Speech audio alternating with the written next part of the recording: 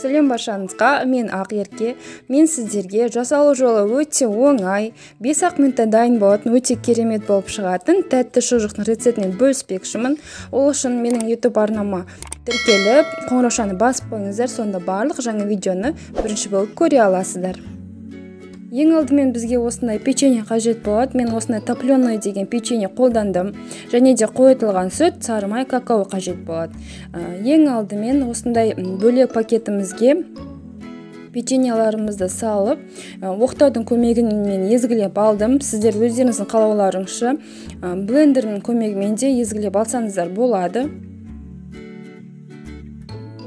Міне печеньелар осындай болу қажет, қатты езіліп кетпеуі керек. Үстіне үккіштен какаоны өткізіп аламыз. Және де қасықтың көмегімен бір жақсылап араластырып алып, үстіне қойытылған сүтті қосамыз.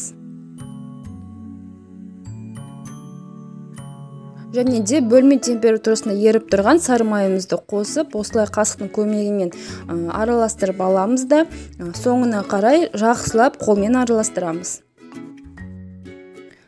Міне бізде осындай масса болу қажет. Келесі кезекте осындай пищевая пленканы екі қабаттап алатын боламыз. Және де үстіне осы массамызды орналастырып, жақсылап екі жағын мықты етіп орайтын боламыз. Видеодағындай қолмен жақсылап қысамыз. Массамыз шығып кетпейтіндей жақсылап орау қажет.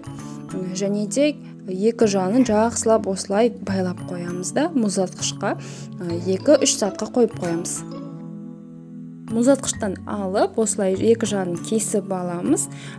Пищевая пленкадан босатамыз.